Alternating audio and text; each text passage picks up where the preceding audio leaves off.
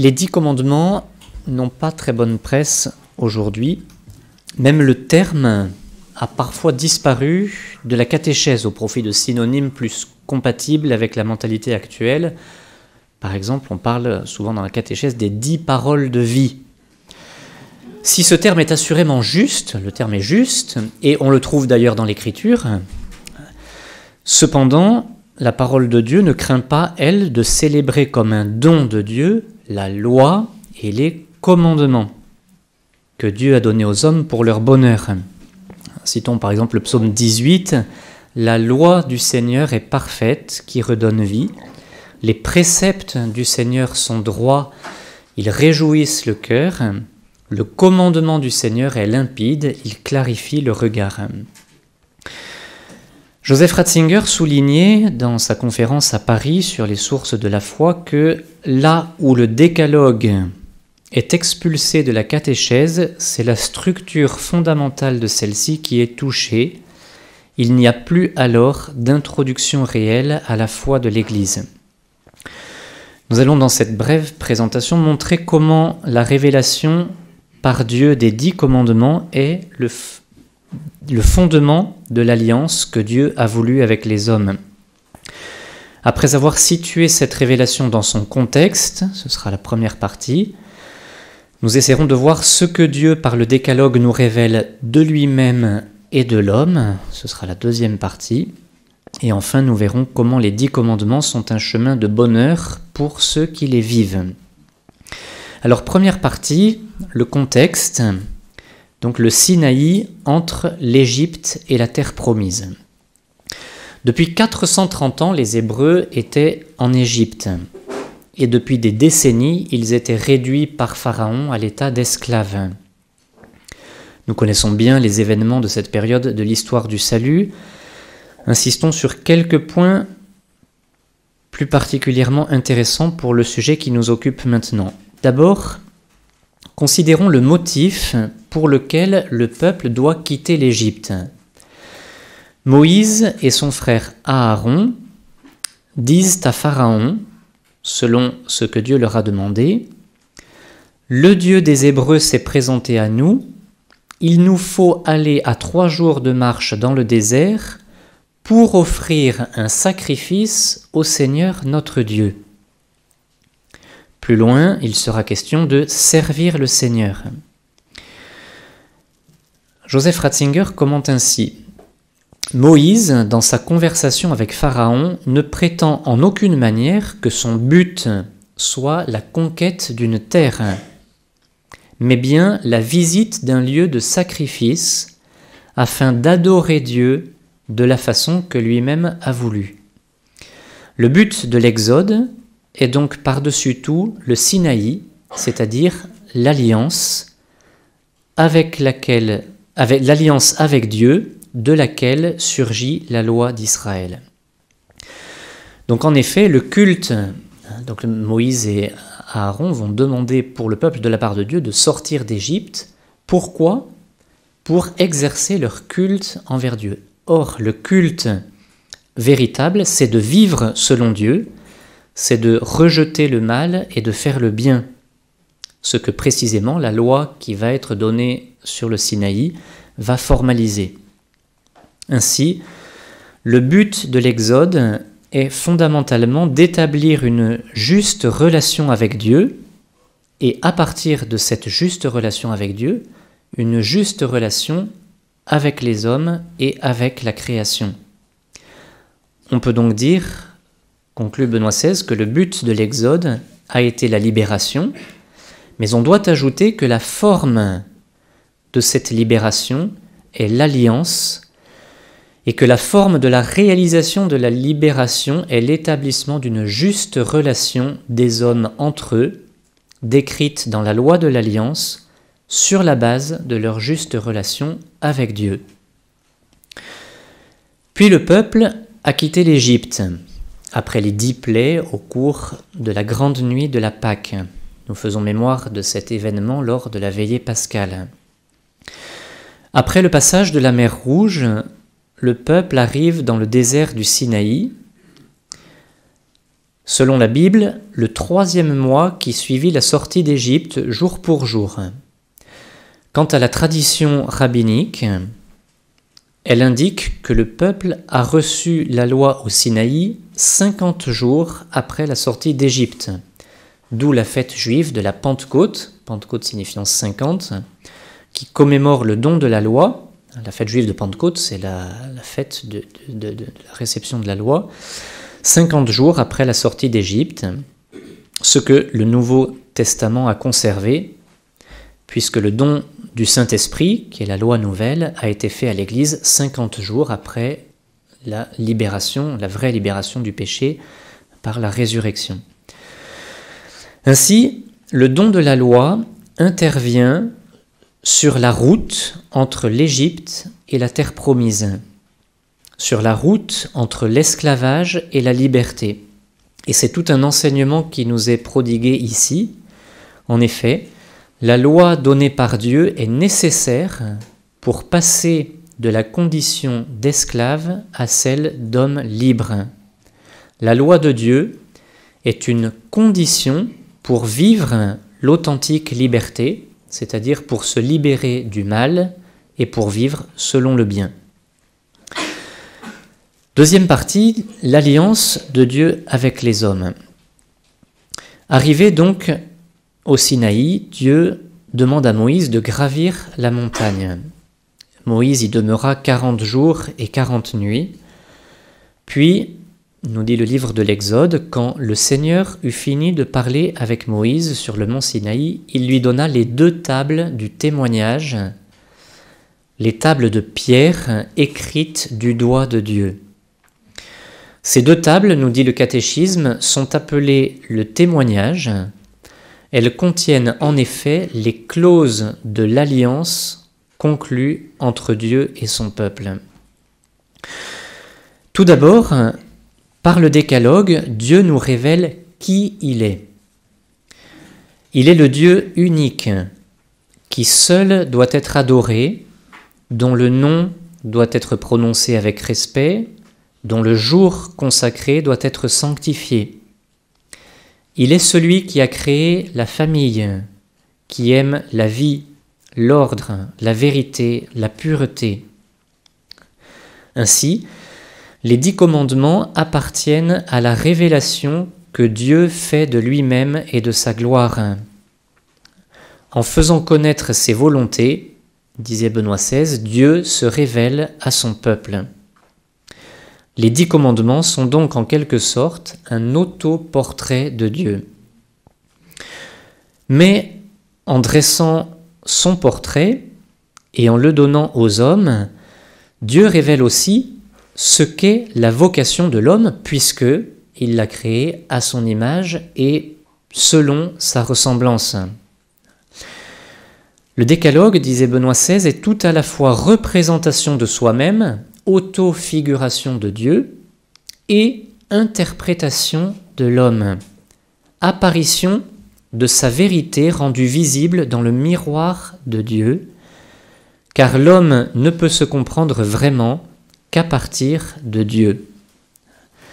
Donc, Dieu est le modèle de l'homme, puisqu'il l'a créé à son image et selon sa ressemblance, et donc l'homme s'accomplit en étant saint comme Dieu est saint.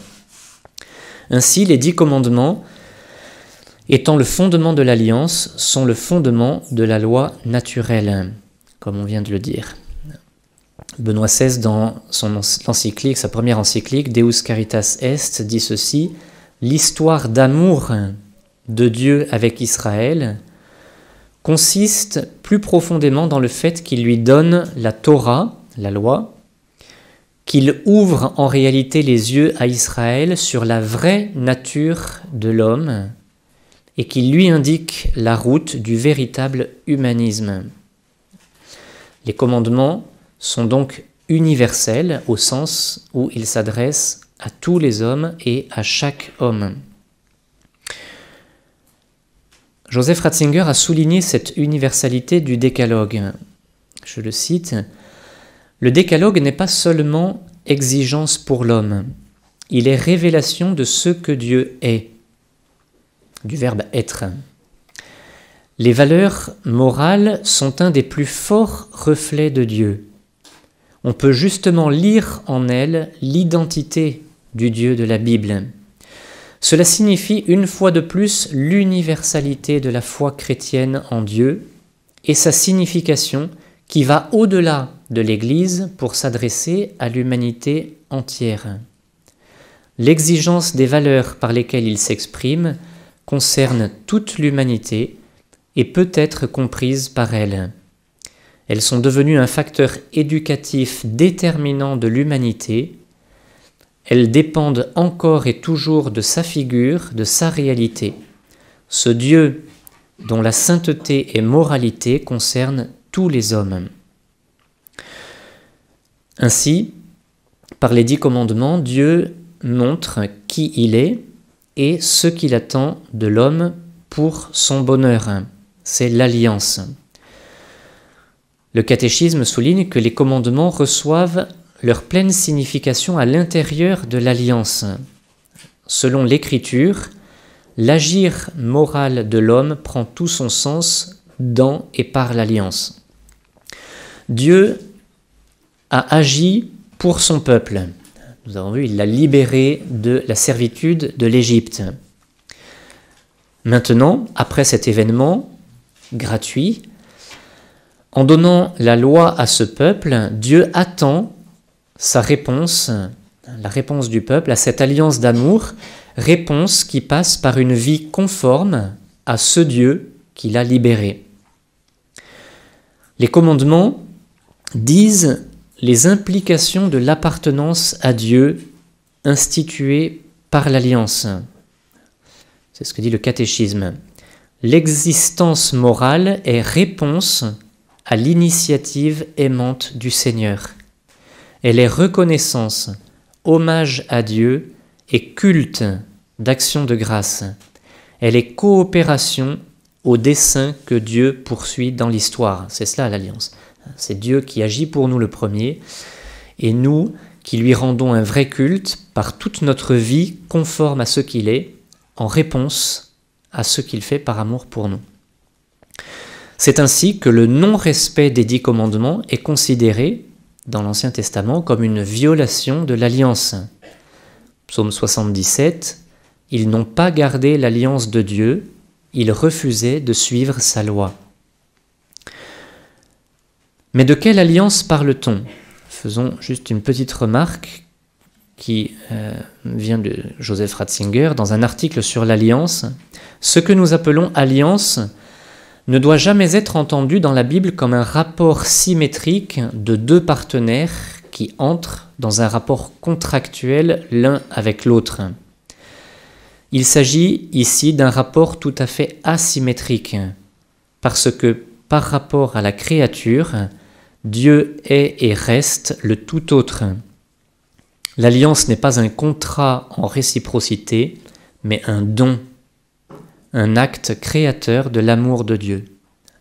Donc l'alliance est une initiative de Dieu qui propose à l'homme le chemin de la vie, comme on le lit dans le livre du Deutéronome, où Dieu dit « Choisis donc la vie pour que vous viviez, toi et ta descendance, en aimant le Seigneur ton Dieu, en écoutant sa voix et en vous attachant à lui. » 3e partie, les 10 commandements, liberté et joie. Nous vivons dans une société marquée par une notion viciée de la liberté, en particulier depuis 1789, encore plus depuis 1968, et où le commandement est perçu comme une entrave à la liberté, comme un fardeau. Cette perception erronée de ce qu'est la loi a pénétré aussi des membres de l'Église. En effet, il n'est pas rare d'entendre que les commandements ne sont plus d'actualité, que l'Évangile les aurait abolis. Or, Saint Jean nous enseigne « Tel est l'amour de Dieu, garder ses commandements, et ses commandements ne sont pas un fardeau. » Une telle notion de loi, vue comme une contrainte, est totalement étrangère à la parole de Dieu. Nous pouvons relire en particulier le psaume 118, c'est le plus long, qui est une longue litanie de la loi de Dieu. Dans ces 176 versets, la loi est sans cesse célébrée comme un don pour le bonheur des hommes. Voici quelques versets de ce psaume. « Je trouve dans la voie de tes exigences plus de joie que dans toutes les richesses. Je trouve mon plaisir en tes exigences, ce sont elles qui me conseillent. Je marcherai librement car je cherche tes préceptes. Je trouve mon plaisir en tes volontés, oui, vraiment, je les aime. Mon bonheur, c'est la loi de ta bouche, plus qu'un monceau d'or ou d'argent. Si je n'avais mon plaisir dans ta loi, je périrais de misère.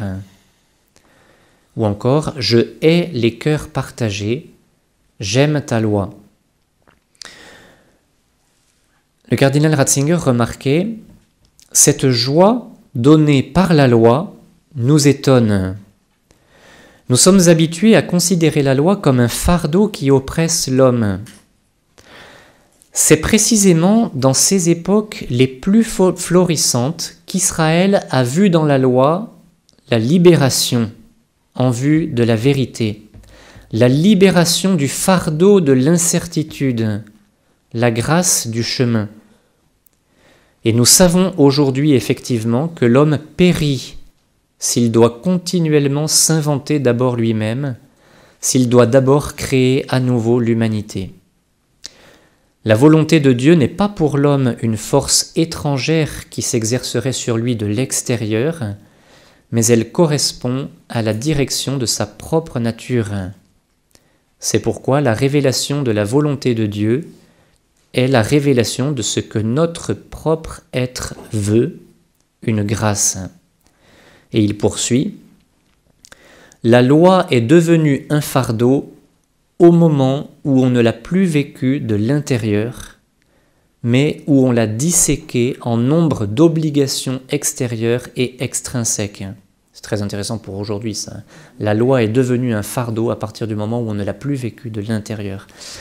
Ainsi, le Seigneur dit avec insistance que la véritable loi de Dieu n'est pas quelque chose d'extérieur, elle habite en nous, elle est ce qui dirige notre vie de l'intérieur, et c'est la volonté de Dieu qui l'a créée et fondée. Nous pouvons conclure cette troisième partie par cette exclamation du livre du Deutéronome, c'est une exclamation de joie. « Quelle est la grande nation dont les dieux se fassent aussi proches que le Seigneur notre Dieu est proche de nous, chaque fois que nous l'invoquons. Et quelle est la grande nation dont les lois et les coutumes soient aussi justes que toute cette loi que je vous prescris aujourd'hui. » En conclusion, cette alliance scellée par Dieu avec son peuple est ordonnée à l'alliance nouvelle qui sera scellée par Jésus sur la croix. Le catéchisme nous dit, dès l'Ancien Testament, les livres saints font référence aux 10 paroles, mais c'est dans la nouvelle alliance en Jésus-Christ que leur plein sens sera révélé.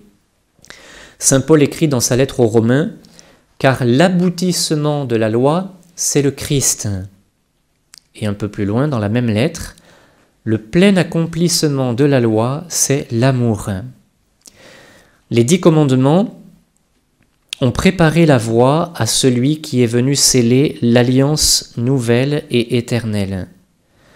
Le décalogue a puissamment contribué à construire la civilisation que les idéologies de la déconstruction veulent détruire. C'est donc à la lumière de cette loi divine présente dans le cœur de l'homme que nous devons travailler à reconstruire les consciences, comme Jean-Paul II en avait souligné la nécessité en vue de la nouvelle évangélisation. Concluons par cette description enthousiasmante de Joseph Ratzinger. Vivre le décalogue signifie vivre sa propre ressemblance avec Dieu, répondre à la vérité de notre être et ainsi faire le bien. Pour le redire encore autrement, Vivre le décalogue signifie vivre la divinité de l'homme, et c'est précisément ceci qui est liberté, union de notre être avec l'être divin et l'harmonie de tous avec tous qui en résulte.